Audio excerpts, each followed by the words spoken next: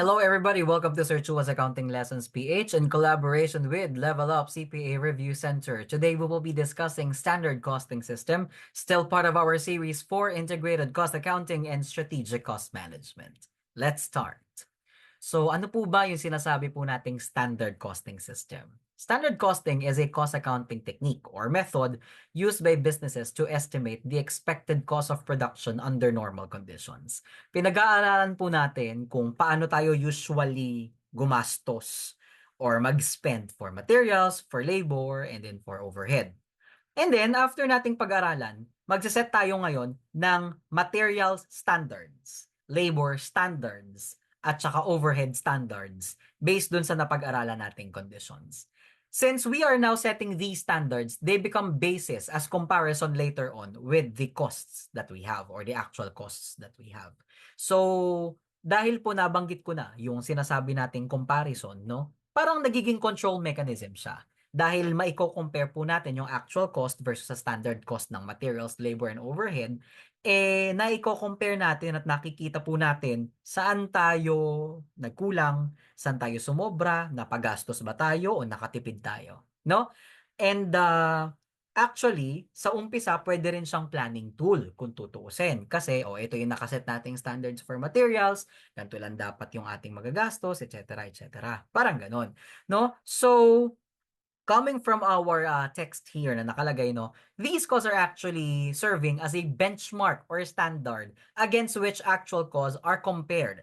The goal is to keep management identify any deviations or inefficiencies in the production process because later on, using these standards, maiko-compare mo nga po yung actual cost sa standard cost na sinet natin, no? So, yung standard costing natin ay idediretso po natin yung mga standard cost na yon para later on, makikita natin yung mga variances niya or yung pinagkaiba niya with actual cost, nakikita ng management kung saan tayo nagkulang, kung saan tayo sumobra, ano yung dapat nating i-improve, ano yung dapat nating bawasan, ano yung dapat nating dagdagan, ano yung dapat nating strengthen. So it serves both as a planning tool sa umpisa and then sa dulo naman pag natapos na yung proseso, nagiging control mechanism because we are now able to compare what actually happened versus the standards that we set. In short, benchmark po muna. Iseset mo yung standards, later on, i-compare mo with the actual production or with the actual cost itself, saka natin pag-aaralan using the variances or the differences na lumabas ng actual versus the standard.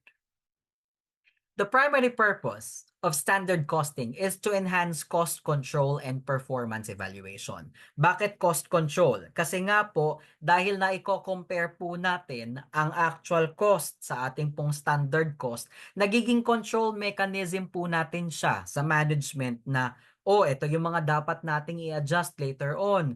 Ito, bakit tayo sumobra sa labor cost or bakit sumobra yung quantity ng nagamit nating materials? Anong nangyari? No? So nakikita po natin siya. We are able to control and regulate our costs, no? Kasi napag-aaralan natin because of the use of the benchmarks na meron tayo and being able to compare it with the actual operations.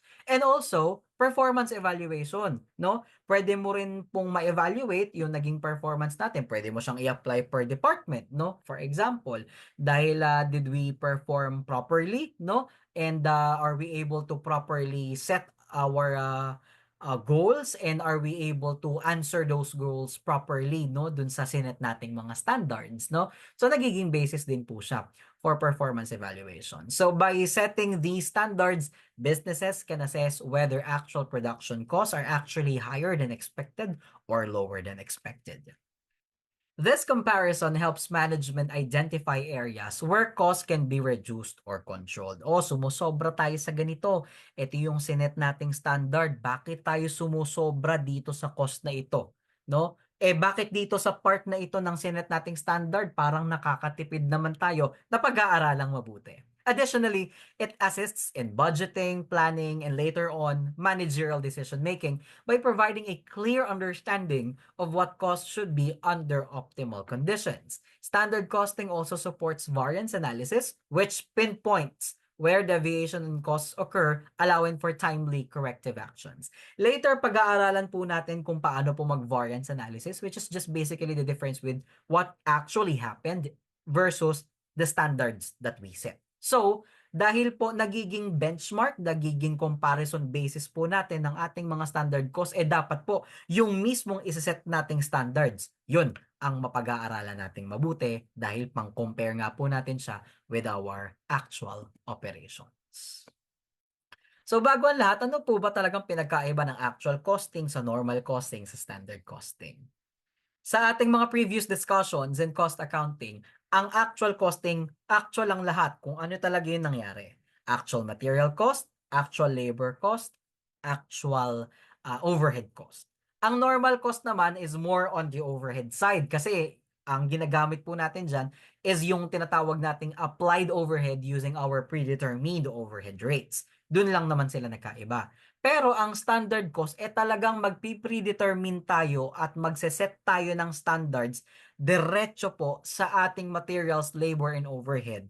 But you will be using it as a benchmark tool. No? A benchmarking tool as a basis for comparison, how it really happened versus the actual things that really costed the company. No? Kung magkano po talaga yung naggastos ng company in actual, i-compare mo sa standards na sinet po natin. Okay?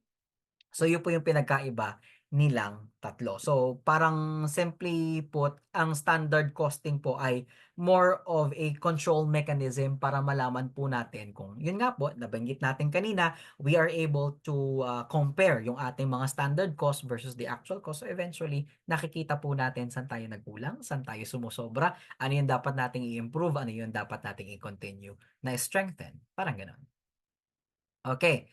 So, first na kailangan nating i-consider paano po ba mag-set no ng standards po sa ating materials. So, una po na kailangan nating i-consider is yung quality ng materials na ginagamit natin sa production.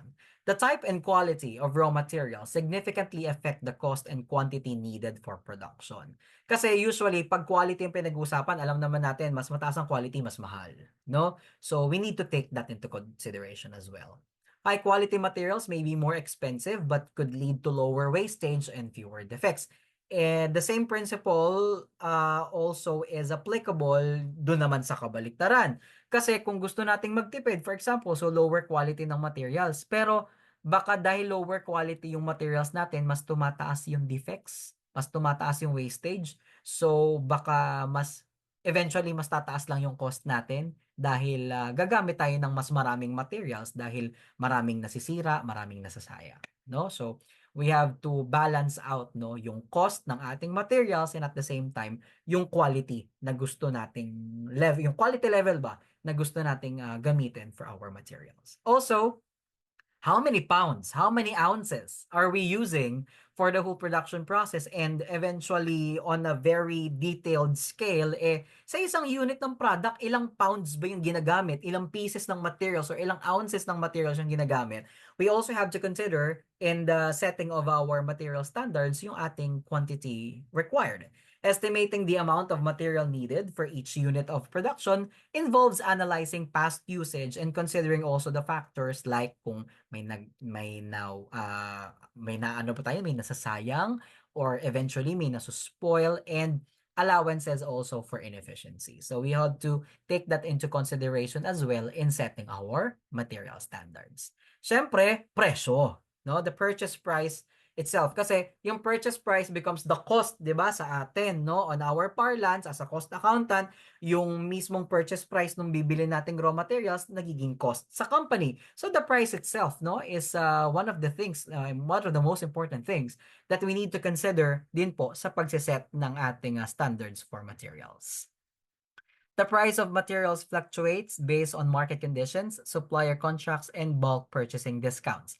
A stable price assumption is necessary when determining standard material costs, though market trends should be monitored closely. Kasi usually naman, lalo na kung meron ka ng supplier na lagi mo namang kinukuha ng materials, mas madali namang iset talaga yung ating purchase price na standard. Kasi by patterns of past practice, yun naman na talaga yung binibilan mo lang, no? Kasama rin ng ating quantity tsaka quality, no? Mas madaling iset yung standard kung meron ka ng patterns of past practice. Pero tandaan din po natin that the market is dynamic. Baka yung mismong nangyayari inside the entity at yung externally, yung kinukuhanan natin ng supplier, baka nagbabago din eventually. So, we have to monitor closely din po yung nangyayari internally and syempre yung nangyayari externally. And lastly, the efficiency of use. Standard material quantities assume an ideal level of efficiency in usage. Kaya ka nga magsiset ng standard kasi parang by principle, ito dapat yun na nangyayari talaga eh. Kaya nga sineset mo yung standard eh. Kaya nga nagiging basis mo siya ng comparison sa dulo. So dapat, hindi naman sa sinasabi kong kailangan perfect na perfect siya. Pero dapat talagang maipakita natin at ma-set natin yung standards na yun talaga yung mangyayari sa production. No? Hindi talaga tayo makaka-achieve ng perfection eh. Pero dapat yung maseset nating standards is talagang it is a really really a representation of what really happens. No? So in sa lahat sa materials, labor and overhead. Okay? So minimal sana ang wastage and spoilage pero ang pinakamagandang standards is not on the perfect side. Yun talagang magbibigay ka ng allowance na what if may wastage, what if may spoilage, no? Yun yung mas magandang basis ng standards kasi yun naman ang katotohanan. Nangyayari naman talaga yon na may wastage, na may spoilage. No? Okay. So these standards should reflect the best possible use of materials under normal operating conditions. And again, we have to allow some allowance. No, parang gano'n. Okay, next po. Sa pagse-set naman po natin ng ating labor standards, ilang hours po ba ang kailangan sa isang unit, no, ng produkto? So the labor time per unit is a very critical component. Ilang hours mo ba ginagawa ang isang produkto? And siyempre, no, tignan po natin yung effect po both of your direct labor and your indirect labor na eventually papasok sa overhead, no? Historical data, time motion studies, pag sinabing in-house time and motion studies, talagang ino-observe natin, no? Yung ating workers, kung paano sila mag-work, talagang parang in-house observation talaga, paano nangyayari yung mismong production process, paano ginagawa ng worker yung kanyang trabaho. Pero actually, medyo may diyan, may kailangan tayong i-consider diyan. Kasi minsan actually, kapag yung trabahador, ino-observe, di siyempre maingat siya, di ba? So, it takes the product to be finished longer than usual kasi alam niya na mino-monitor siya. So, mas maingat siya sa ginagawa niya. So, iko-consider din po natin 'yon na baka mas mabagal niyang nagagawa yung trabaho niya kasi mino-monitor siya. Kung idediretso mo yung iyong labor standards na dun sa inano mo, dun sa inobserve mo sa kanya, baka hindi siya magandang basis. So talagang ano yan it's a mix of observation and then past data, yun, 'di ba? Sinabi nga dito historical data para makita talaga natin. Kasi kung i-observe mo siya, nakita mo natapos niya 3 hours, yun pala very conscious siya. Pero kapag normal operating condition pala, kayang-kaya niya ng 2 hours lang, yung mga ganon, no? So, we have to be very careful din in setting our labor standards kasi may mga ganong factors din na dapat nating tignan. Also, the skill and expertise of workers. Kasi magkaiba po ang comparison, lalo na kung i-observe mo sila kapag what if very skilled na yung laborer na i-observe mo and versus medyo bago pa lang siya, 'di ba? And also their wage rates, no? Depende. Kasi what if yung seasoned employee mas mataas na yung sahod? And then yung bagong empleyado. So you also have to take that into consideration or I suggest you set a uniform rate for everyone, no? Depende sa kanilang ginagawa, no? So depende talaga case to case basis. And syempre, ideal labor standards assume employees work at optimal efficiency. Pero hindi, sabi ko nga kanina, like sa materials, hindi dapat talaga purely perfect yung isa-set nating standards. We have also to set allowances for rest periods, possibilities of machine downtime, and other factors para mas maging realistic. Yun yung word dapat natin, no? Hindi tayo mag-a-achieve ng perfection na kailangan yung basis ng materials natin very perfect, very, di ba, ginamit nga dito optimal, no? Dapat very perfect. Hindi naman ganoon. We have to be more realistic din po, no? Sa isa-set nating standards. So, yan po yung mga kailangan natin tignan for setting our labor standards. And then, sa atin naman pong overhead, Siyempre naman po, iisa-isahin mo dapat, pag-aaralan mo, ano po ba yung mga variable and fixed overhead po na nai-incur natin regularly, no? And then ano po yung ating mga magiging allocation basis at appropriate driver and the appropriate ba sa company kung mag-activity based costing tayo na basis ng ating predetermined rates or pwede ng traditional costing lang kung medyo maliit ka lang namang na manufacturing firm at hindi kailangan ganun ka detailed yung ating overhead o hindi po kaya i-consider mo rin, no, yung kung ikaw ay labor intensive or capital intensive kasi usually pag capital intensive mas marami kang machines, so usually no mas mataas ang overhead mo sa ganun. Unlike kapag ka labor intensive, talagang dapat mas mataas yung direct labor mo kaysa sa overhead. So you also have to consider that as well. And syempre, efficiency and capacity utilization. Overhead standards should account for the normal capacity of the production facility. So, unrealistically high kasi iseset ko yung standard kasi ito yung gusto kong mangyari. Eh, mali naman yun. No? Kailangan nga, di ba? Sabi ko kanina, realistic dapat yung ating standard na iseset. Okay? So, unrealistically high or low production levels can skew overhead cost allocation, affecting overall cost accuracy. Kaya po, medyo may ethical issues din po tayo actually sa pagsiset ng standard. Kasi may mga times na sinet mo ng sobrang taas yung standard para pag lumabas yung actual cost, ito lang, kunyari, ang sinet mong standard cost, napakataas. So pag actual cost mo, lalabas, mas mababa. So para ang tingin sa'yo ngayon, pag nag-performance evaluation, uy, ang galing mo naman, nakatipid ka. No? Pero in reality, yung actual cost pala is a representation of the reality lang pala talaga, no?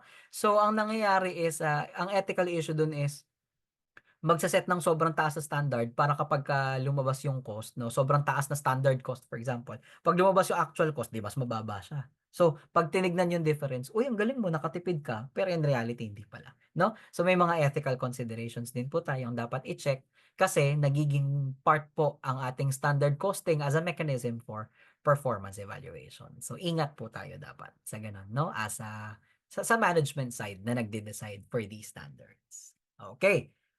At syempre, kaya po tayo nagsa-standard costing ay dahil po magva-variance analysis po tayo. No? Isa po 'yan sa control function. Kaya po tayo nagsa-standard costing, no? The purpose of variance analysis is to evaluate the differences between actual financial performance and the pre-established standards or expectations. This analysis helps the management identify areas where the company is performing better or worse than expected. Variance analysis and standard costing serve several key functions. Magagamit natin for cost control, for performance evaluation, no? Makikita natin sino yung mga departments or mga taong nakakatipid based sa ating mga standards na sinet, sino yung medyo napapagastos, and then nalalaman natin, no, kung ano yung mga dapat gawin din. Syempre, and i-evaluate natin yung kanilang performance at the same time nare-regulate din po natin yung cost natin. And with the output, no, na maibibigay sa atin ng variance analysis, no, we are able to plan and decide something from the data that we can get from variance analysis. It can also help you in planning and future forecasting, and it can also be used for setting motivation and setting as well yung heart ba na maging accountable tayo sa ating ginagawa, no? Variance analysis can be used to motivate employees by setting these benchmarks and holding them accountable and meeting these standards. Kasi nga sinet natin yung standard na to. So siguro in standard costing, no, I mean wala nga kasing perfection. Pero ang masasabi natin na pinakamagandang standards na isa-set natin is something that is really realistic. Okay? Sige po, yan po ang ating theoretical discussion. So ito po, isa-show ko muna dito yung mga ang tawag dito, yung ating mga formulas, no, na gagamitin for material variances. Medyo light explanation muna pero mas magigets po natin ito pag may amounts na po tayo. Sa ating pong material variance, ang una po nating chine-check, no, ay yung tinatawag po nating material price variance nung time na binili natin yung materials. Okay. quantitatively, pagka multiply na po tayo, we multiply the actual material price kung magkano natin siya binili with the number of units, no, na binili natin as to quantity. Iko-compare natin siya sa sinet nating standard material price but still with the actual quantity purchase. Kaya siya tinawag na price variance kasi difference siya ng presyo. Tingnan nyo, saan nagkaiba? Magkano ang actual na presyo niya per unit versus sa sinet nating standard, pero pareho lang ng basis based sa quantity na binili natin. Okay? And rightfully lang naman na ang ating material price variance ay kukunin natin at the point of purchase kasi ang presyo ay mas relevant sa time na binili natin siya. Kaya, we get your material price variance at the time of purchase. Ang next naman po natin is yung ating pong material quantity variance sa paggamit naman po. So, mas relevant naman po yung material quantity variance sa usage kasi nung pinasok na sa production yung materials, ang kino-compare natin is the actual quantity used of the materials based on the versus the actual quantity na sinet natin for our materials, no, na gagamitin natin sa production process, and then pareho lang tayo ng basis ng multiplier yung kanyang standard material price. So ang difference naman niya is based on the quantity used versus the quantity na sinet natin mismo in producing one product. Okay? Next naman po natin sa labor variances, meron po tayong labor rate variance at saka labor efficiency variance. Pag sinabi naman pong labor rate variance, saan po siya may difference? Dun sa actual rate na binayad natin sa trabahador versus the standard rate that we set as a standard, no?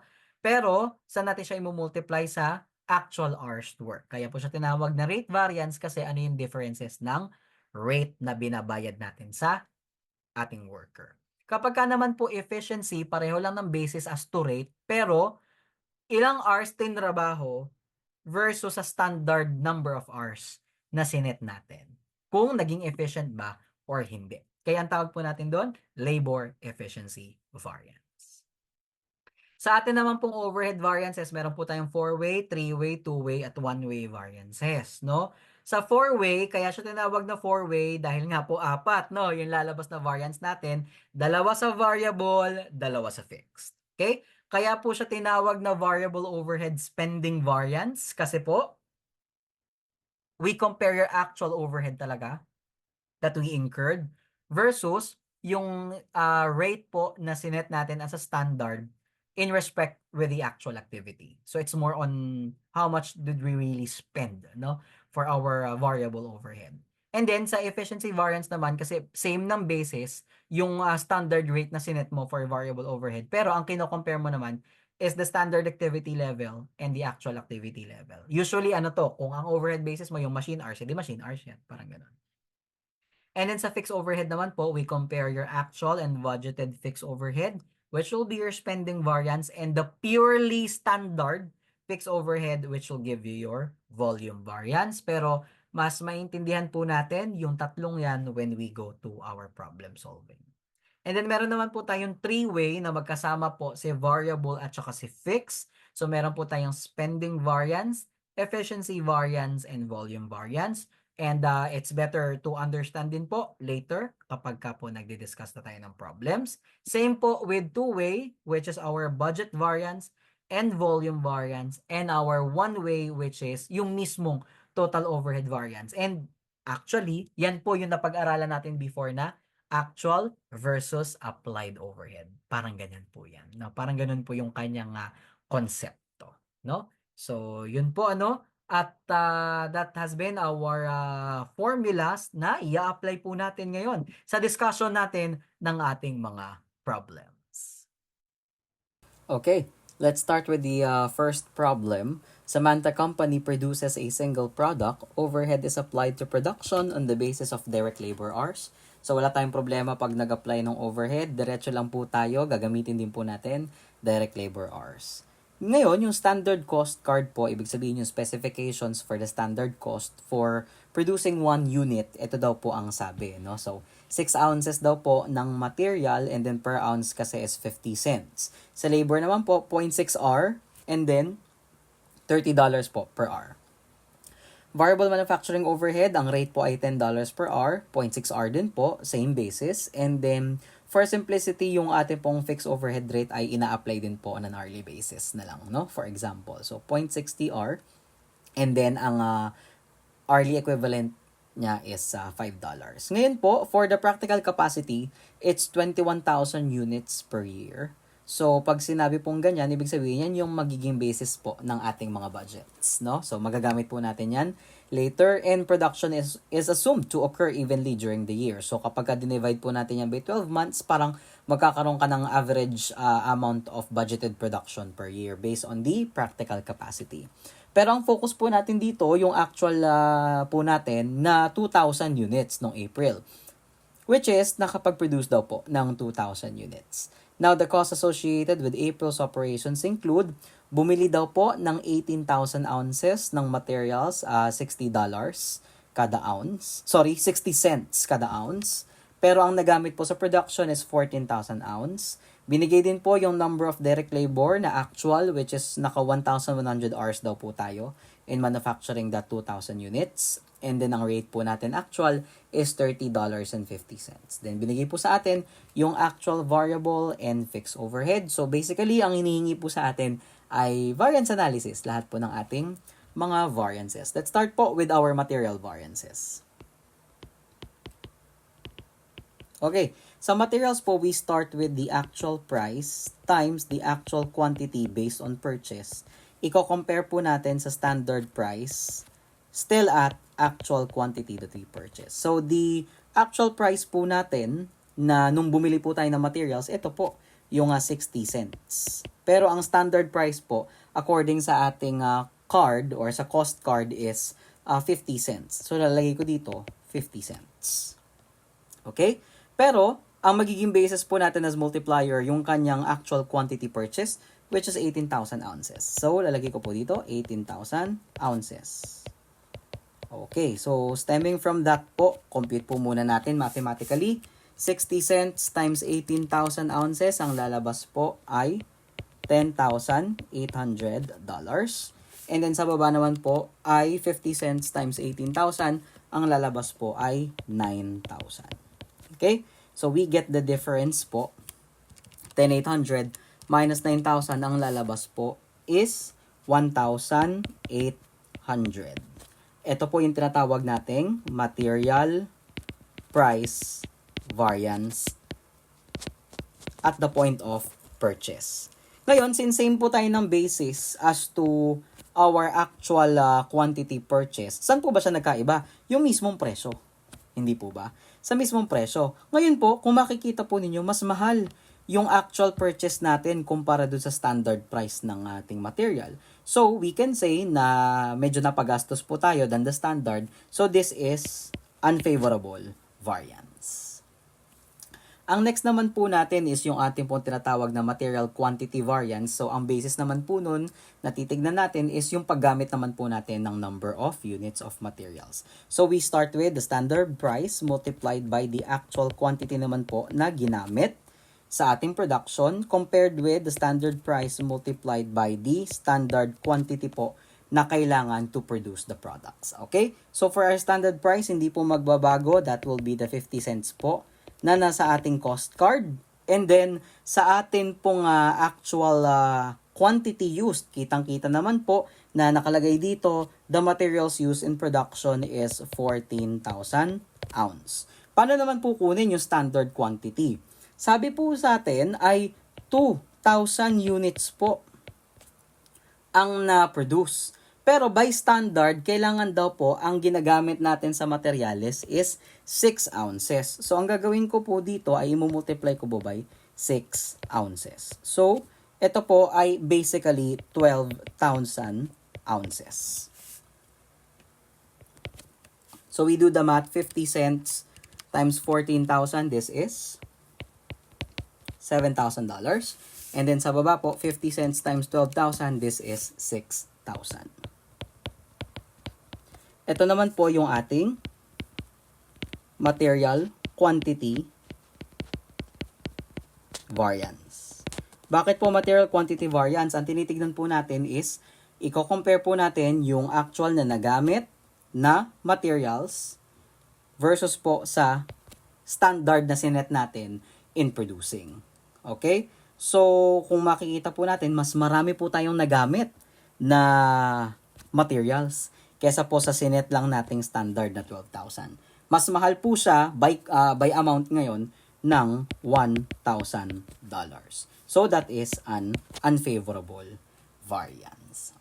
Okay, dito naman po tayo ngayon sa ating labor variances. Okay, so sa labor variances po natin, we'll start po with the actual rate na binabayad po natin sa ating mga laborers multiplied po ng actual hours para po ma-produce yung 2,000 units compared po with the standard rate that we set for labor but still within the basis of the actual hours of production. So, yung atin pong actual rate, makikita po natin dito sa baba, yung mismong actual, which is $30.50 po per hour. So, lalagay ko dito ay $30.50.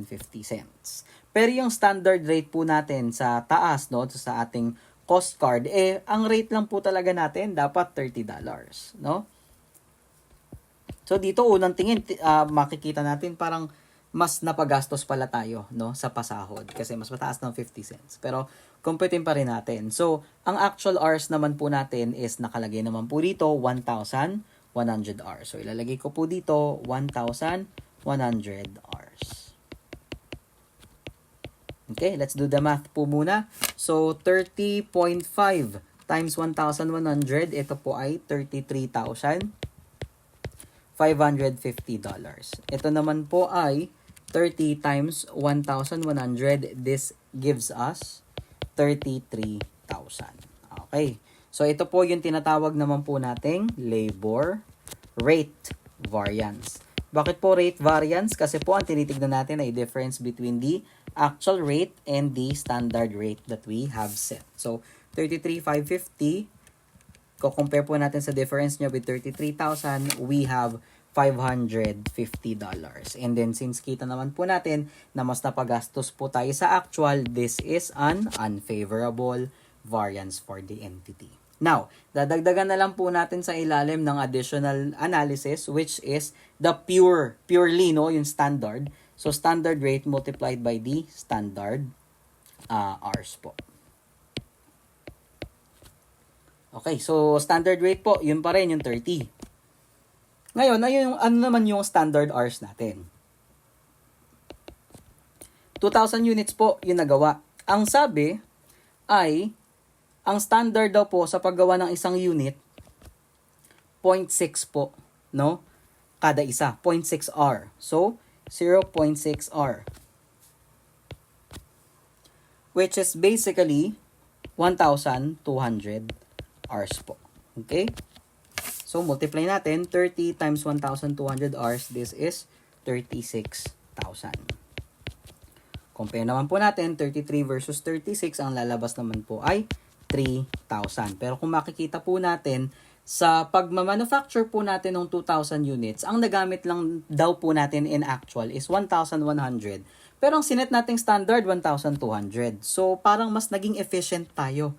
Hindi po ba? So, this is a favorable variance. At ang tawag po dito ay labor efficiency variance. At kita naman po, no, coming from the word itself, efficiency po ang chine-check natin. So, anong makikita natin dito? Parang mas naging efficient po tayo kumpara sa sinet nating standard. So, yan po ang ating labor variance. Now, pwede rin po tayong mag-compute ng total labor variance.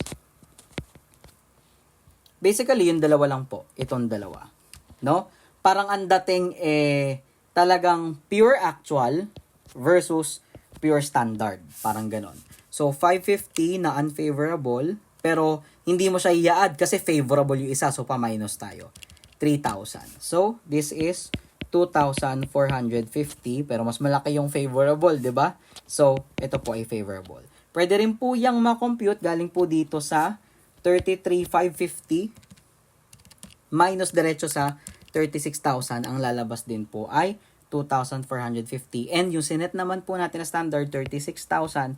Pero mas mura in actual, 33,550. So, ang total labor variance po natin for spending for labor is 2,450 na favorable. Hindi po natin ginawa ito kanina sa materials kasi hindi po siya comparable dahil yung isa po is based on purchase and ito naman po is based on usage. Kaya hindi ko po sila pinag-total.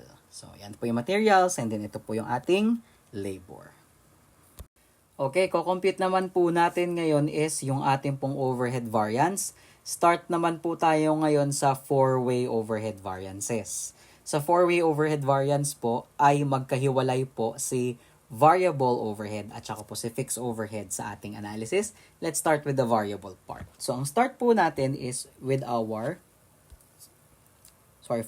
actual variable overhead. Iko-compare po natin sa nakaset po natin na variable overhead rate. Pero, ang magiging basis po natin for multiplication is our actual activity. Sa case po natin, dahil po ang overhead ay ina-apply lang din po based on direct labor hours. So, basically, direct labor hours din po yung gagamitin lang din natin ditong basis. Okay? So, starting from that po muna, magkano po ba yung actual variable overhead po natin? Ito po, no, sabi po dito, ang ating variable overhead na total ay ito po, no? $12,980. So, nalagay ko po, actual variable overhead is $12,980. Ngayon, sabi po sa standard cost card, ang ating pong variable overhead rate is, ang nakalagay po, $10 per hour. So, yun lang din po yung ilalagay ko dito. No, our variable overhead rate is $10. And then, ang actual activity po natin is, yung 2,000 units po natin, babalikan lang po natin, no?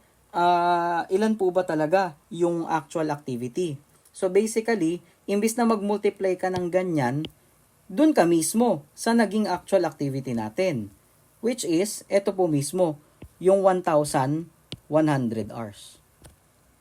Bakit yan? Kasi nga po, overhead is applied using the direct labor hours. So, imbis na mag-analyze ka pa ng ganun, idediretso mo yung actual activity, 1,100 hours.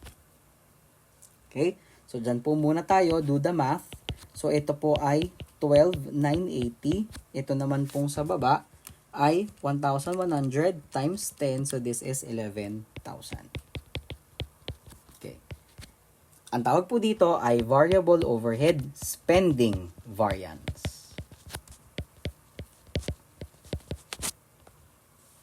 Okay. And then, pag kinuha po natin yung difference, so 12,980 minus 11,000, may lalabas po tayo na 1,980.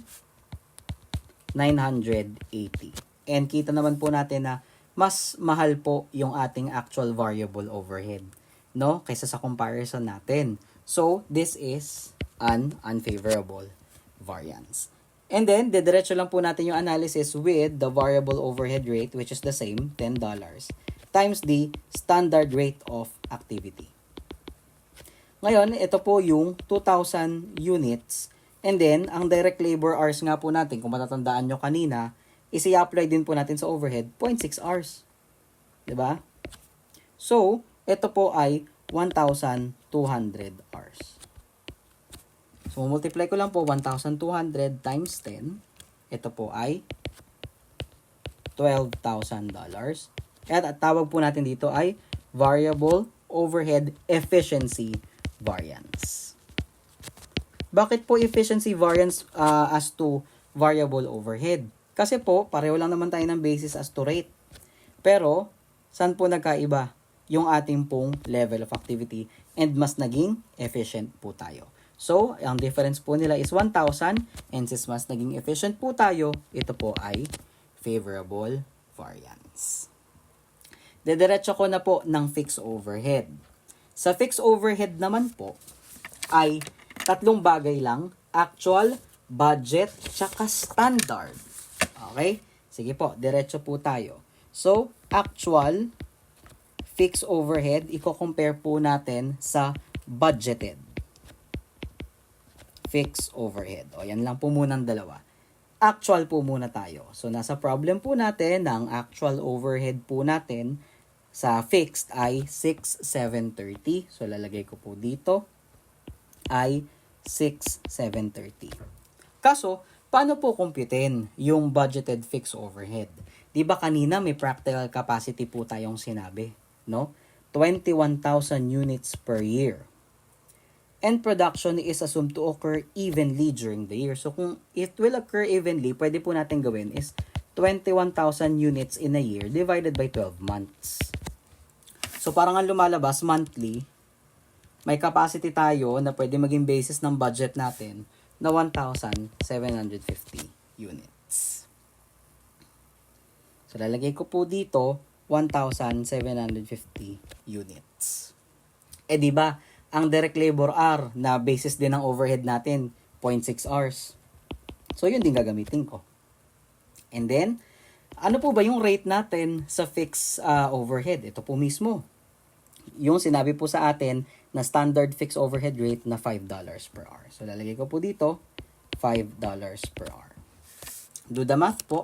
1,750 times 0.6 times 5, this is 5,250. Ang tawag po dito ay fixed overhead spending variance. So 6,730 minus 5,250, ito po ay 1,480. And kita naman po natin na mas mataas po yung actual natin. So mas napagastos po tayo sa fixed overhead. This is unfavorable. Then idediretso na po natin yung analysis as to the standard fixed overhead po. Okay? Paano po yan? So, yung actual na po nating nagamit na 2,000 unit, yung na-produce pala. So, yung na-produce po nating 2,000 units and then 0.6 hours po yun, di ba? And then, 5. Okay? So, 2,000 times 0.6 hours times 5, this is 6,000. Ang tawag naman po dito ay fixed overhead volume variance. Kasi, tinitingnan po natin yung volume ng production. Naka-budget lang po tayo ng 1,750 pero ang basis ng standard natin yun nasa 2,000 units, no? So, kung budget ang pag-uusapan na i-compare po sa actual, medyo favorable nga naman yan. Hindi po ba? So, ang lalabas po dito ay 750 favorable po kasi mas maliit po ito. Okay? So, yan po yung pag-compute po natin ng atin pong four-way overhead variances. Ang pagko-compute naman po natin ng three-way, two-way, at one-way overhead variance, pwede po natin gawin simultaneously, no? Pero hindi literally na simultaneously na makikita nyo sabay-sabay. I mean, no, pwede nating ilatag lahat itong mga calculations na ito. And then, tsaka natin siya kukumputin as to three-way, two-way, and one-way. So, latag din po muna natin lahat ng amount sa taas. Okay? So, kukunin natin yung actual variable overhead. So, kanina, that is 12,980. Tingnan nyo na lang din po sa handouts nyo. And then, ang actual fixed overhead po natin is 6,730. So, ito po yung actual overhead natin na total. So, pag-aadin lang po natin yan, this is $19,710.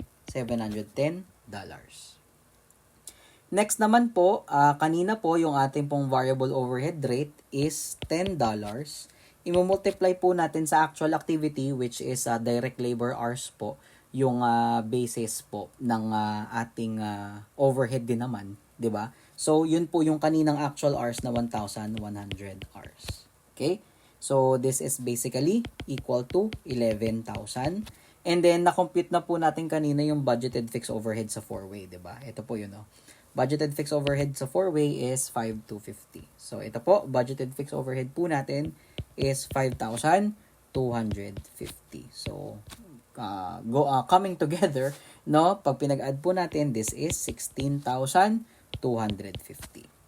Yung next naman po natin, variable overhead rate po natin na 10. Pero at standard activity na po tayo. So, multiply po natin siya sa 2,000 hours. 2,000 units pala. Okay? Sorry. So, 2,000 units na 0.6 hours. Di po ba? So, ito po yung 1,200 hours natin. Okay? So, $10 times 1,200 hours, this is actually equal to 12,000. And then, same po, no, na budgeted fixed overhead po natin na 5,250. So, ito po, no, yung dalawang yan ay 17,250. And then, yun naman pong ating variable overhead rate at standard activity. Ito na po yun di ba? Yung 12,000. So, lalagay ko na lang dito.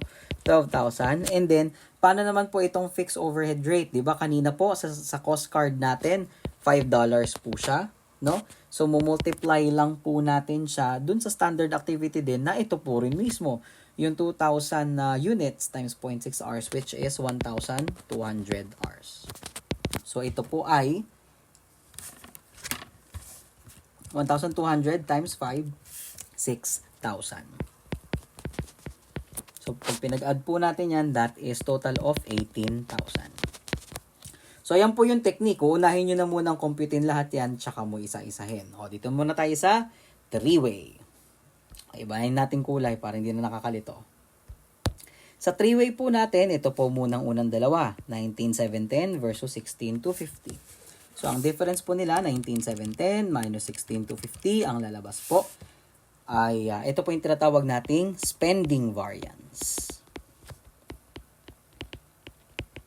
No? Spending variance po natin is 3,460. And kita po natin na mas malaki yung actual. So, mas nagpagastos po tayo. This is unfavorable. Ito naman po dalawa. Ang tawag po dito ay efficiency variance. Tatanggalin ko na po yung word na variance kasi paulit-ulit lang naman. So, sa efficiency variance naman po natin, ang difference po ay 1,000 and mas maliit po yun dito kasi nga po, mas naging efficient tayo kung maaalala nyo kanina, di ba? So, this would be favorable. Kabisote style, kapag ka naman mas maliit lagi yung nasa taas or nasa unang member ng equation, favorable yun. No? Pero dapat hindi kayo ganun mag-analyze kasi dapat alam nyo siya by heart mismo kung bakit unfavorable tsaka favorable. Okay, and then ito naman, ang tawag po natin dito ay volume variance. Okay, na 3-way. So, ito po ay, ang difference po nila ay 750. Oh, kabisote style, mas maliit itong first member ng equation, ito ay favorable. Pero kita naman po natin by amount na mas maliit talaga siya kumpara dun sa nakaset talaga nating standard. Kaya po magfe-favorable. So yan po yung 3-way variance natin. Ang 2-way naman po natin, ganito lang. Diretso ka na po mula dito sa 19,710, diretso ka dito sa 17,250. Okay? So, 19,710 minus 17,250, yan po yung tinatawag nating budget variance na 2-way. Okay? Budget variance po natin is 2,460 at ito po ay unfavorable dahil mas malaki po yung actual natin and the volume variance still stands the same. Yan po yung under 2-way. 750 favorable. And lastly po yung 1-way. Ito po yung kinasanayan nating overhead variance na overall. So dulo-dulo lang po 19,710 versus 18,000. Ito po ay total overhead variance po na 1,710 at mas malaki nga po yung nagastos natin actual compared sa pure standard ni 18,000. So ito po ay unfavorable. So yan po yung 3, 2, and 1-way overhead variance. Para makita po natin yung similarities, pwede po natin gawin ito. Lilista po natin lahat ng ating variances. May makikita lang po kayong konting magic para mas madali nyo pong maintindihan. So, lilista ko lang po, no? Ang ating variable overhead spending kanina, punta po kung 4-way, ano? Variable overhead spending po natin, 1,980 unfavorable. So, lalagay ko po, 1,980 unfavorable. Okay? Next naman po, ang ating efficiency variance ng variable overhead, 1,000 favorable. So, 1,000 favorable. Sa 4-way pa rin po, FOH spending. So, sa spending naman po, ito, 1,480 unfavorable. So, lalagay ko po, 1,480 unfavorable. And then, sa volume variance naman po natin, 750 favorable. Okay. Total ko ngayon, no? Ang gawin na lang nating assignment pag unfavorable, positive, pag favorable, negative. No? Kasi hindi sila addable lahat dahil magkakaiba. So, 1,980 minus 1,000 plus 1,480 minus 750. So, ang lalabas, 1,710. At dahil positive yung lumabas na amount, unfavorable. O, kung mapapansin nyo, yun yung ating total overhead variance kanina. O, next naman po, yung spending variance po natin sa three-way, so pwede ko nang gantuhin, ano? So, 3,460 unfavorable. Una sa lahat, mga kapatid, ito lang din po yan. 1,980 tsaka 1,480. Try nyo po ipag-add. 1,980 plus 1,480 na spending variance. Tingnan nyo, parehong spending variance tawag sa kanya, di ba? O yun po yun. Yung 3,460. Yun. Ang efficiency, ito yun, 1,000. Ito po yun, 1,000 favorable. At ang volume yun din po, 750 favorable. Ito po yun, 750 favorable. So, 3,460 minus 1,000 plus 750. Ulitin ko. Minus pala. 3,460 minus 1,000 minus 750. Ito po yung 1,710 unfavorable. Sorry for that. Okay, next. Budget variance naman po natin is ito naman pong 2,460 unfavorable.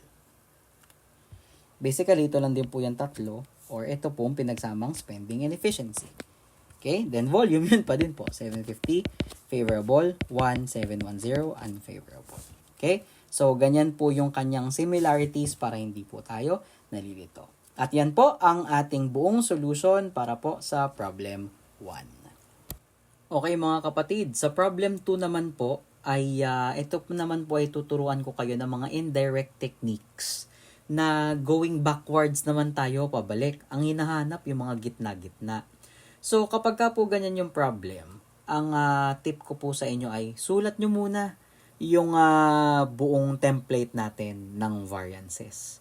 Para pag nilagay nyo na po yung mga given, makikita po natin kung saan po may absent na information and eventually makikita po ninyo kung paano makakabalik doon sa nawawalang information. So ang gagawin ko po muna talagang ililista ko muna isa-isa yung ating mga given. Katulad nito, actual quantity of materials used. So pangungunahan ko na po kayo dito sa problem na ito kasi yung material price variance tsaka material quantity variance, pareho naging basis sa usage agad. Diniretso po no? So, sundin na lang natin. Okay? Ang actual quantity of materials used daw po natin is 1,800 units, no? So, ang lalagay ko ay 1,800 units. So, lalagay dito, 1,800 units. Dito rin po, 1,800 units. Next po, standard price per unit of material. So, standard price daw po, 5.7. So, dito po yan, 5.7. So, same lang po, 5.7. Next po, material price variance. Pero kinumpute po yung price variance na yon sa usage nung ating mga materials mismo, no? So, that is 1,260 favorable. And then, makakapag-compute po tayo ng total material variance kasi pareho ng basis, no? Usage yung ginamit. So, total material variance daw po is 2,400 favorable.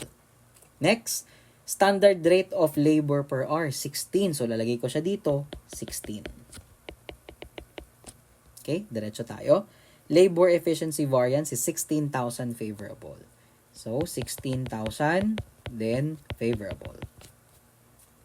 Ang next naman po ay binigay ay total labor variance. So, yung total labor variance po natin, ang nakalagay po ay 64,000 unfavorable.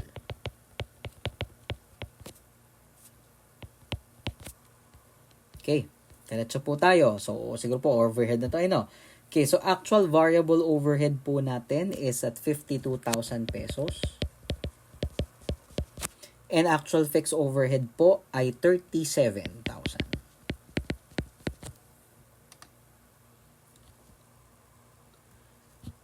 Okay, and then actual hours naman po natin related to variable cost.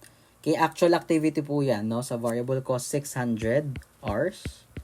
And then standard hours naman po natin as to fixed overhead is 650 hours. Okay? Then, budgeted fixed overhead po natin, diniretso ng binigay sa inyo, 35,000.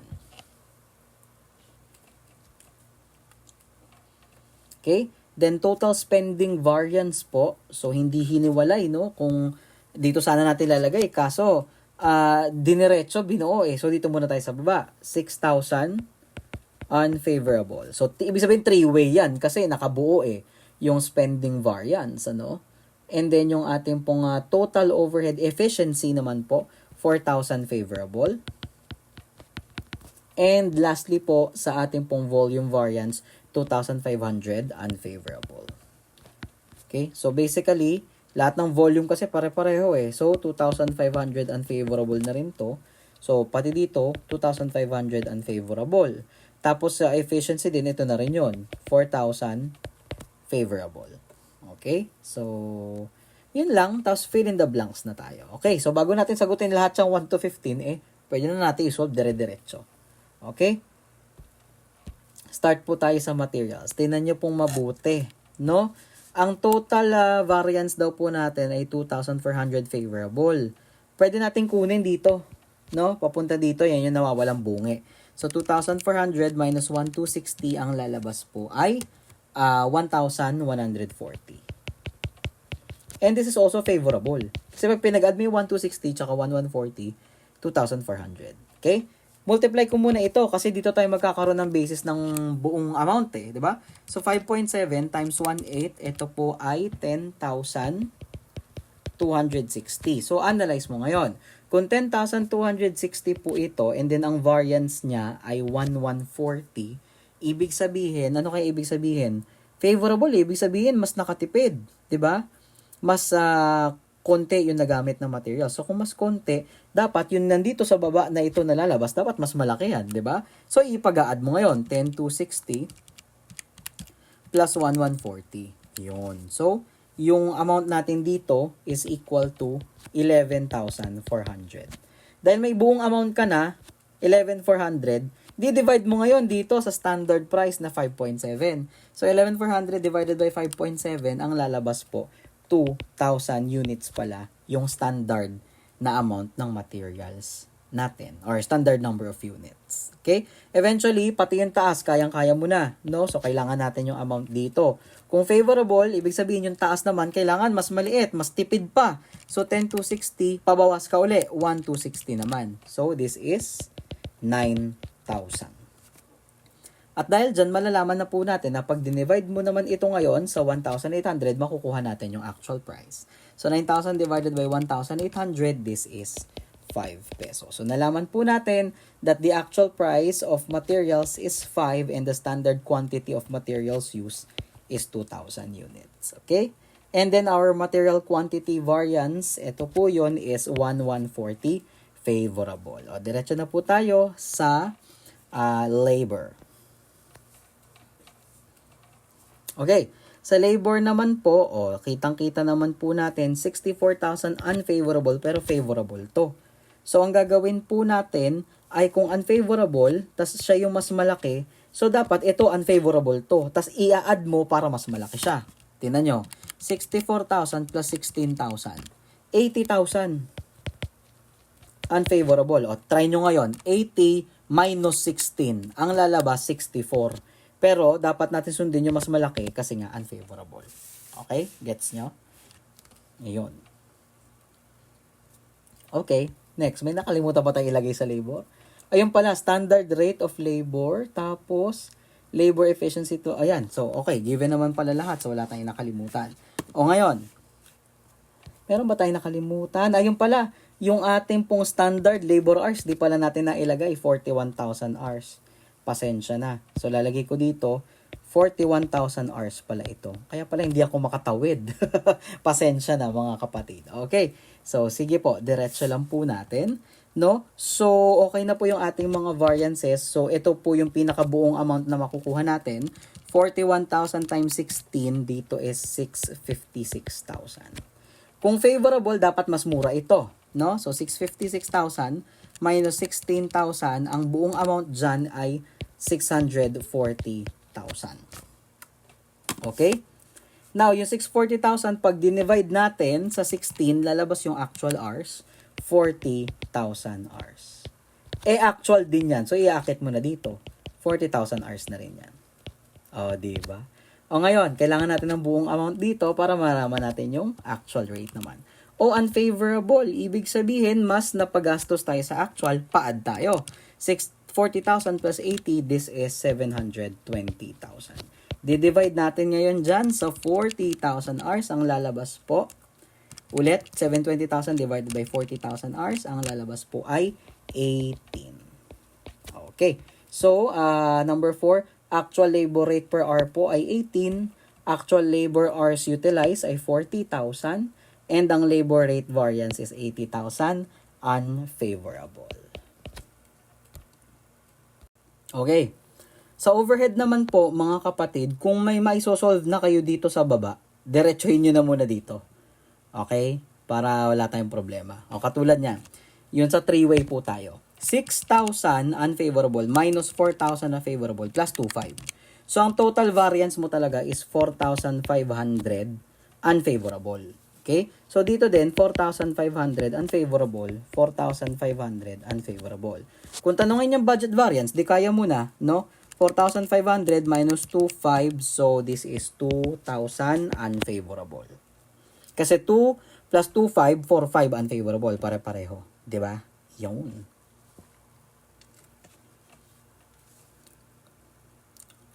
Ngayon, paano natin mapoprove na yung budget variance natin talagang 2,000 unfavorable? Itong dalawang yan. Ayan yan, dalawa. Tingnan nyo. 6 unfavorable minus 4 na favorable. 6 minus 4, 2. Mas malaki ang unfavorable, so unfavorable. Okay? So, yun. Kasi, kung ito lang titignan mo, pwedeng favorable kasi ito Tapos, mas, parang, mas maliit lang siya, parang ganun, no? So, baka malito kayo. So, dapat, ipoprove nyo to gamit yung 3-way. Parang ganun, no? I hope na-gets nyo yung point ko doon. Kailangan ma-prove nyo yung budget variance based sa 3-way na spending and efficiency variance. Okay? And then, the next po natin, sir, paano to? Talagang di natin malaman No? Yan yung spending variance. Pero ano yung breakdown ng 6,000? Check natin, baka sa taas pa natin malaman. Which is, interestingly, mga kapatid, ito 37, buong amount nandun. Budgeted, nandun din, 35. Ang sagot sa ating panalangin, ito na, 2,000. Mas mataas ang actual na paggastos, unfavorable. So, ang FOH spending variance natin ay 2,000 unfavorable. Makukuha na natin tong taas. Ngayon, anong gagawin natin? So, kung 6,000 unfavorable ang total spending at ang nasa fixed overhead ay 2,000, edi ito ay 4,000 unfavorable. 4 plus 2, 6,000 parehong unfavorable. Yun na yun. Okay ka na. May 4,000 unfavorable ka na dito, di ba? Malalagay ko na yan dito, 4,000 unfavorable. Di ba? Buuin na natin yung mga pangyayari, mga kapatid, no? So, ano pa ba yung pwede nating isolve? No, so meron tayo dito na FOH volume variance na ito po, 2,500 unfavorable. May buong amount tayo, yung budgeted 35. So, paano kaya tong nasa baba? No? So, dahil po unfavorable, mas napagastos po tayo. So, pa-minus po. 35,000 minus 2,500 ay 32,500. Okay? Di-divide po natin sa 650 hours. Sorry for that. Di-divide po natin sa 650 hours. Ito po ay fixed overhead rate po natin, 50. Okay na tayo sa fixed overhead. Diretso na ako ng variable overhead. Okay? So, sa variable overhead naman, kuha na natin yung efficiency variance. Andito, di ba? Meron naman dito, 4,000 favorable. So, 4,000 favorable. Okay? So, kung 52 ito at unfavorable ang 4,000, ibig sabihin mas mahal to. So, 52,000 minus 4,000, that is 48,000. Makukuha na natin yung rate kasi di-divide lang natin. 48,000 divided by 600, lalabas po 80. So, dito rin 80. Di ba? Ngayon, kunin natin yung buong amount dito. Kung favorable, mas mura naman to. So, pa-add ka uli. 48,000 plus 4,000, 52,000 naman po ito.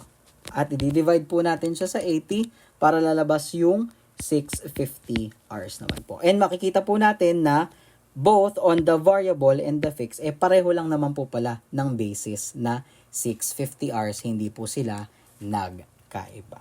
Okay? So for number 7, standard variable overhead rate. So ito po yun yung 80. Standard fixed overhead rate, 50. Okay? Overhead budget variance. Ito po, 2,000 unfavorable. Overhead volume variance, so lahat po, ito mismo, yung pwede mo nang sundin to. Ito yung volume variance. 2,500 unfavorable. Variable overhead spending variance, ito po, 4,000 unfavorable. Variable overhead efficiency variance, 4,000 favorable. Fixed overhead spending variance, 2,000 unfavorable. Fixed overhead volume variance, so ito rin po yun. Pareho lang naman ng volume variance at saka fixed overhead volume variance. And the total overhead variance under one way is 4,500 unfavorable. Okay, so kung gusto niyo screenshot, so yan ang kabuuan ng ating discussion. So tapos na po, no? MCQs naman po tayo, mga kapatid. Hello everybody, let's answer your problems for standard costing. Number 1, the Porter Company has a standard cost system. The company purchased and used. So take note of that. The company purchased and used. So magkasama na po yung purchases tsaka usage. Pwedeng hindi na natin i-separate yung purchase na material price variance at the point of purchase at saka yung material quantity variance at the point of usage. Kasi pareho lang sila. So, purchased at saka ang usage din po ay 22,500 pounds of direct material at an actual cost of $53,000. Binigay po sa atin ang material quantity variance which is 1875 unfavorable. The standard quantity of materials allowed for production in July was 21,750. Ang hinahanap po sa atin ay material price variance. Okay, formula lang po tayo. So, actual price multiplied by your actual quantity and then your standard price multiplied by your actual quantity. This is actually your material price variance. Ito po yung pinakahinahanap natin ngayon sa problem. Okay? Pero kakailanganin po natin yung information on material quantity variance. So that would be standard price times standard quantity. Okay, so this is your material quantity variance. Again mga kapatid, wala po tayong variation sa point of purchase and point of usage kasi purchased and used daw po yung 22,500 pounds. Ang technique po sa standard costing ay lagi isulat ang formula at ilagay ang mga detalyeng binigay sa problem so that you will see kung nasaan po ang bungi or yung mga blanco. Kasi yung mga blanco po ang mag-guide po sa inyo na malaman kung ano po yung nawawala, kung ano po yung mga dapat nyong mapunan na magdadala sa inyo sa ibang mga calculations na pwede nyong gawin until you get the correct answer. Okay? So, una natin gagawin, the purchase and the usage was 22,500 pounds. So, automatically, lalagay ko na yan sa actual quantity, 22,500 pounds here and 22,500 pounds here as well. Okay? Now, the actual cost is 53,000. Susulat ko na yan din dito. $53,000. Now, the material quantity variance is 1,875 unfavorable. The standard quantity of materials for July production is 21,750 pounds. Mga kapatid, always remember to try reading between the lines. Tingnan nyo tong actual quantity at saka standard quantity ng ating materials. Yung actual quantity ginamit is 22,500 pero by standard dapat 21,750 lang. So mas marami yung actual, mas marami tayong nagamit from that pa lang, alam na nating unfavorable ang ating material quantity variance. So, kahit hindi sabihin sa problem to, dapat marunong kayong mag-read between the lines. Pero binigay naman, so walang problema. Pero paano pag hindi binigay? So, paano gagawin mo dyan sa 1875, di ba? Kung working backwards ka, i-add mo siya, sasubtract mo ba siya, hindi mo alam. No? So, paano tayo makakarating sa material price variance using the material quantity variance information? Tandaan lagi na ang material quantity variance information ay nakadepende, kaya nga tinawag na quantity variance, difference ng quantity na ginamit. Kasi yung standard price natin dito sa calculation natin on the lower part, pareho lang eh. 'Di ba? So, ito lang ang kailangan mong kunin na difference, which is 22,500 minus 21,750 mas maraming nagamit by nabura ko. Okay? So, mas maraming nagamit by 750 pounds. Okay? So, what we will be doing is connect them together. 1,875 pounds divided, $1,875 over 750 pounds, lalabas na po yung mismong standard price. So, 1,875 divided by 750, that is 2.5. So, ito po ay 2.5 per unit, 2.5 per unit. Makakompute ko na to para makarating ako sa material price variance. So, 2.5 multiplied by 22,500, yan po yung ating standard price times actual quantity, which is 56,250.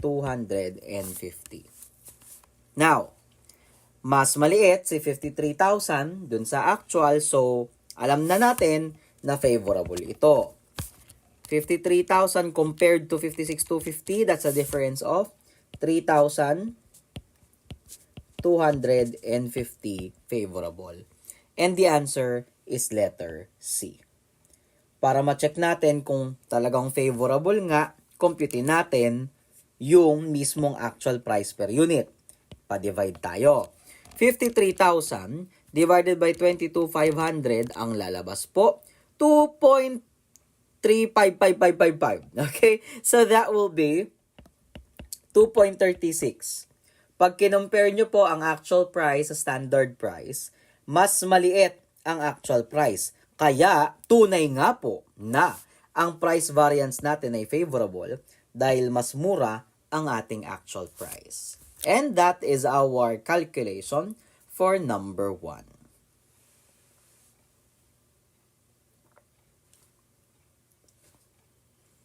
Diretso tayo mga kapatid, problem 2. Cox Company's direct material cost for the month of January were as follows. For January, ang tinatanong po sa atin, material quantity variance. Ngayon, ang binigay po sa ating data ay actual quantity purchased, actual unit purchase price, ibig sabihin po actual price per unit, and the material price variance was based on purchases. Dahil po naka-based on purchases, kailangan po nating ihiwalay yung ating analysis sa dalawang bagay. Material price variance at the point of purchase at material quantity variance at the point of usage.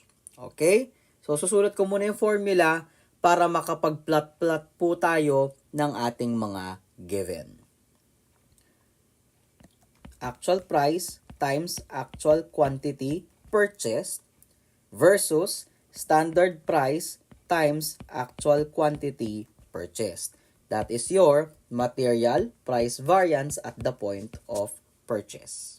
And then, standard price times actual quantity used compared with standard price times standard quantity by itself. Plot natin po mga kapatid lahat ng given. Bago yun, ano nga pala to? Material quantity variance po natin at the point of usage. Okay. Actual quantity na binili, 18,000 kilogram. Dito rin yan. Actual unit purchase price, $3.6 per kilogram. Dito po yan sa actual price, 3.6. The material price variance is unfavorable, which was already given to you, $3,600. So, lalagay ko dito, $3,600 unfavorable. The standard quantity allowed for actual production is 16,000 kilograms. And the actual quantity used naman po, so sa usage naman po, 15,000 kilograms. Yan po yung sinasabi ko sa inyo na habang pinaplot nyo po yung mga given sa formula, nakikita nyo po yung mga blanco, nakikita nyo po kung saan kayo dediretso, no, ng calculation. So, ano yung mga pwede natin gawin para makarating sa baba? No? Okay. So, ano ba may available tayo na pwedeng i-multiply? Dito tayo. Iyan. Okay. So, 3.6 times 18,000. So, the actual cost of the materials purchased was 64,800 dollars. At dahil po naka-unfavorable, ibig sabihin mas mahal ito. Kung mas mahal to, dapat, kung ano man yung ilalagay natin dito sa baba, mas mura yan dapat kasi dapat mas mahal to. Okay? So, what we'll do is 64,800 minus 36. Ang lalabas, 61,200. Dahil meron ka na yan, pwede mo yung i-divide dito, gets mo na to. Pag gets mo na yan, dire-diretso ka na. 61,200 divided by 18,000, that is 3.4. So, we put here 3.4. Yun na yun, mga kapatid, here and here. So, that's 3.4 also here and 3.4 also here. Ang tinatanong po sa atin, material quantity variance. Madali na ang problem. Compute ka na lang. So, 3.4 times 15,000, that is 51,000. And 3.4 times 16, that is 54,400. Get the difference, mas mura itong 51,000, so malamang favorable yan, di ba? 51,000 minus 54,400, that is 3,400 favorable. The answer is letter C. Ngayon, masasabi din po nating favorable, kahit hindi nyo na gawin yung buong ganyan, tignan nyo lang yung quantity uli. Oh, paano nating nalamang favorable kahit hindi natitingin dito? Ang standard quantity mo, 16,000. Ang actual quantity na nagamit mo lang, 15,000. Mas konti ang nagamit mo, favorable. So, ang gagawin mo, 15 versus 16, 1,000 units na nakamura ka, parang ganon, no? Mas konti yung nagamit mo by 1,000 units times 3.4. Yan din yun, yung 3,400. So, wag kayong masanay na pag positive ganito, pag negative ganon. Kabisote style yun. Wag ganon, mga kapatid, no? Dapat alam nyo kung bakit ina-add, bakit mina-minus. If you know the whole story, it's easy for you. Number 3 tayo, mga kapatid. Tamaraw Incorporated has a maintenance shop where repairs to its motor vehicles are done. During last month's labor strike, certain recorded labor, nagkulang ng word. The actual input is 1,000 and the resulting direct labor budget variance, may ganun pang sinabi, 3,400. The standard direct labor rate is 28 per hour and the unexpected labor shortage necessitated the hiring of higher paid workers for some jobs that had resulted in a rate variance of 800. What is the actual direct labor rate? Okay, ganito gagawin natin. Labor rate lang naman ng pinag-uusapan natin at binigyan naman kayo ng rate variance, di wag na tayong lumayo. Labor rate variance tayo. Actual rate at actual hours, standard rate at actual hours. Lalabas po dyan, labor rate variance 800. Sir, hindi sinabi kung favorable or unfavorable. What's the story behind? Yan yung sinasabi ko sa inyong read between the lines. Anong sinabi? Anong nangyari? An unexpected labor shortage nangailangan daw na mag-hire ng mga workers na mas mataas kung bayaran. Ibig sabihin, kung nagbayad ka ng workers na mas mahal, napamahal ka. Sana all. Napamahal ka, 'di ba? So ito ay unfavorable sa company. Mas mataas ang cost 'Di ba? O binigay na actual input 1,000, o di 1,000 na 'yan, dito na 'yan. O binigay na rin po yung standard labor rate 28. O no brainer. Bakit? Binigay dito unfavorable, so dapat mas mahal to actual rate. So, anong gagawin mo? Wala ka namang problema. Pareho lang naman ang basis mo, 1,000. Anong gagawin mo? E di 800 divided by 1,000 hours. Ang lalabas, 0.8. Kung mas mahal to, e di i-add mo to. 28 plus 0.8, e di 28.8 ang sagot, letter B. Yun na yun.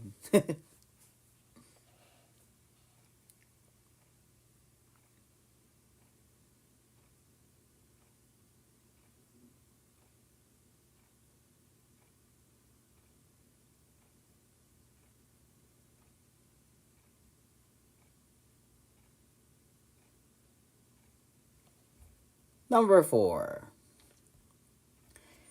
Universal Company uses a standard cost system and prepared the following budget at normal capacity for the month of January. And then you were also being given of the actual data for January. You are being asked of the budget variance or the controllable variance using two-way analysis. Now, in using two-way analysis, budget variance ang tanong, paano gagawin natin dyan? Always start with the actual. Okay? So, actual variable overhead added with actual fixed overhead. Basically, your total actual overhead. Okay? You compare it with the variable overhead rate at standard activity, standard hours, ganon, plus your budgeted fixed overhead. Okay? That will constitute your budget variance.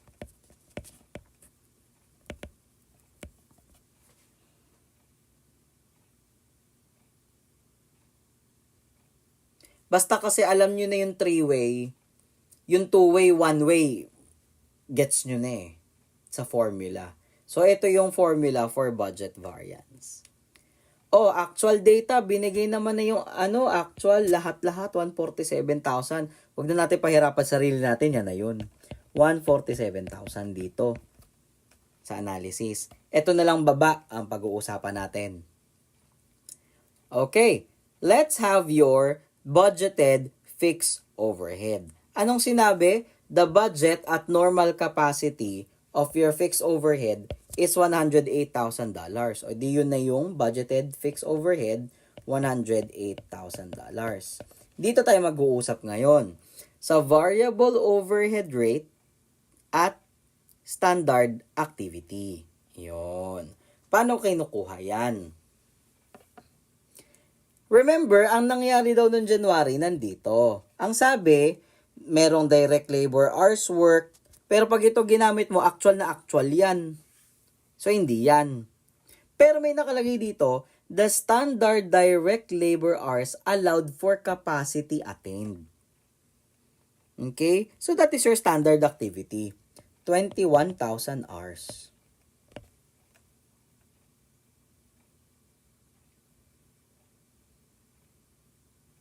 Ngayon, ano ngayon ang variable overhead rate mo? Paano kukunin yon? Tingin ka ngayon sa budget at normal capacity. Binigyan ka ng budget na $48,000 for your variable factory overhead na based sa direct labor hours mong 24,000. So, ang gagawin mo, 48,000 divided by 24, edi 2. Try natin dito ngayon. So, 21,000 hours times 2, this is 42. Add mo ngayon dito. Magkano yan? 42 plus 108, 150. Mas mura ang 147,000 by 3K. So, 3,000. Dahil mas mura, favorable. Letter A.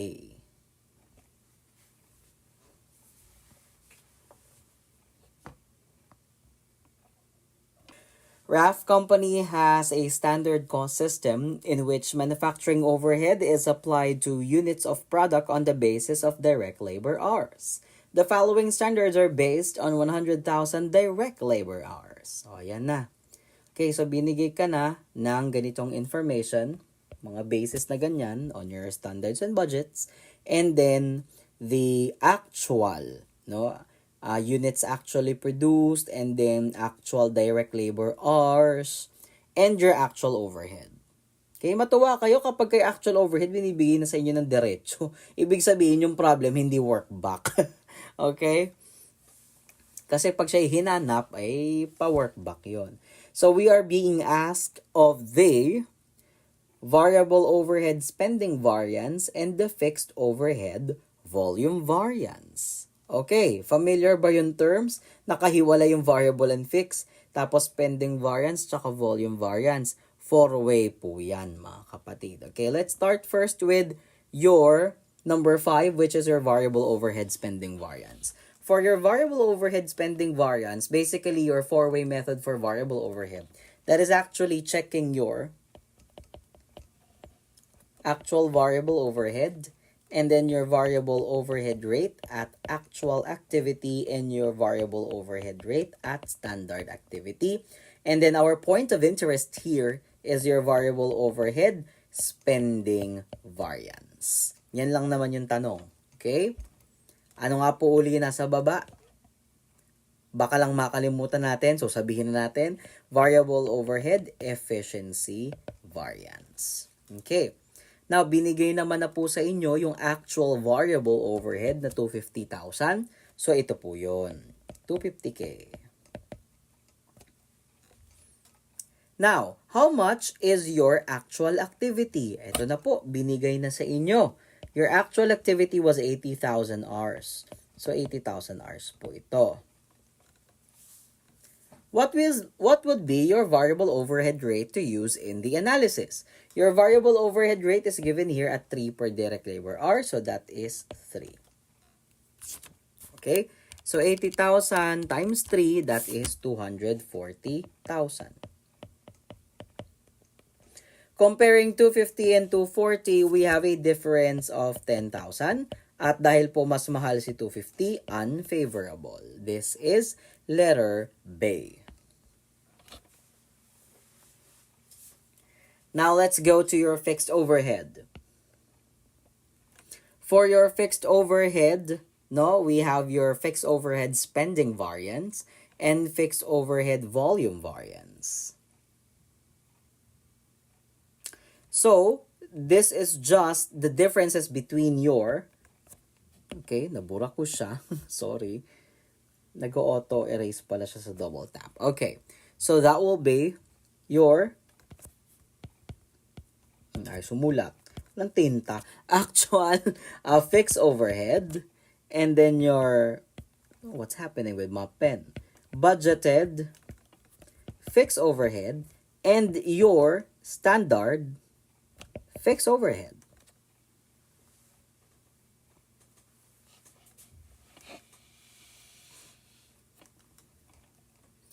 Now, your actual fixed overhead is given to you already, which is 384,000. Although, hindi yan yung point of concern natin kasi nandito yung point of concern natin. Your fixed overhead volume variance, yung nasa baba. Paano kunin ang budgeted overhead at standard overhead? Ang standard kasi is, from the word itself, ano ba ang standard number of hours dun sa activity na nangyari talaga? Di ba parang ganun siya? Di ba ganun ang standard? Ano ba dapat yung number of hours talaga na kinakailangang makonsume or nangyari? Kaya ka nga nag-set ng standard, di ba? Ano dapat yung nangyari? No? So ano dapat yung nangyari? Ganito gagawin natin. Yung units actually produce mo 38,000. By standard, ano dapat ang nangyari sa fixed overhead? 2 hours daw. So by standard, dapat yung 38,000 units produce mo ay 2 hours na fixed overhead. 2 direct labor hours ang basis. So, 38,000 times 2, 76. So, maglalagay ako dito 76,000 hours. Anong basis? Di ito, yung $4. Mumultiply ko ngayon. 76,000 times 4, 304,000. Ang tanong, anong budget natin? Ayun no, 100,000 hours.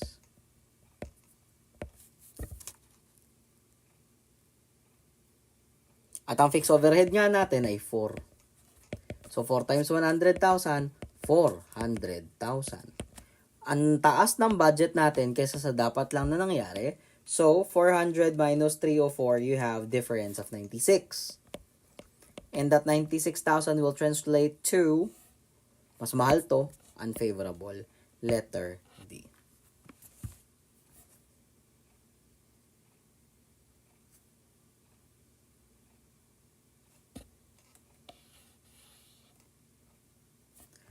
The Murray Company makes and sells a single product.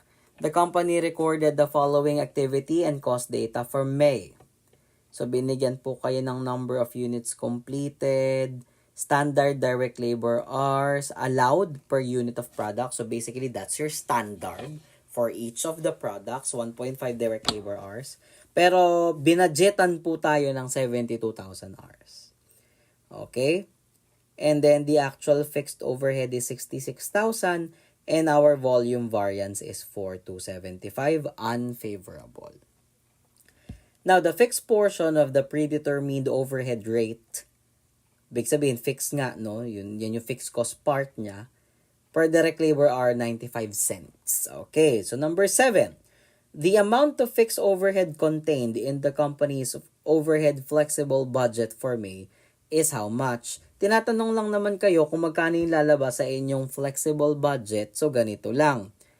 Ang ating mismong budgeted, no, na direct labor hours is 72,000. So, your 72,000 hours multiplied by how much? Ang tinatanong, fixed overhead contained in the overhead flexible budget. Now, if the budgeted direct labor hours is 72,000 and you are given the fixed portion of your predetermined overhead rate of 95 cents, yan lang pag multiply nyo. So, 72,000 times 95 cents, that is 68,400. Okay, letter C. Number 8, the amount of fixed manufacturing overhead costs applied to work in process during May. Okay. O tinatanong ka lang ng ia-apply mong fixed cost sa units completed. Yun lang yun. Parang cost accounting lang, di ba? Okay? Ilan na units completed mo? 45,000. 45,000 units. Para bang ang tinatanong sa inyo magkano ang ia-apply nating overhead dyan sa 45,000 units? In terms of fixed overhead. Okay? So, 45,000 units times ilang hours nga po uli per unit? 1.5 hours. Times, magkano ba per hour? Ayan na nga, binigay na yung predetermined rate 0.95.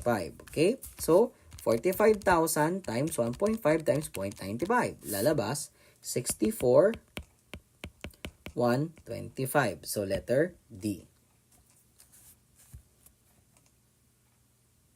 And number 9, the fixed overhead budget variance is how much? Okay. Tingnan natin mabuti. No? Tinatanong lang tayo ng budget variance for our fixed overhead. Ano ba actual overhead natin? Actual fixed, magkano? Ayun 66. Compare mo lang sa budgeted.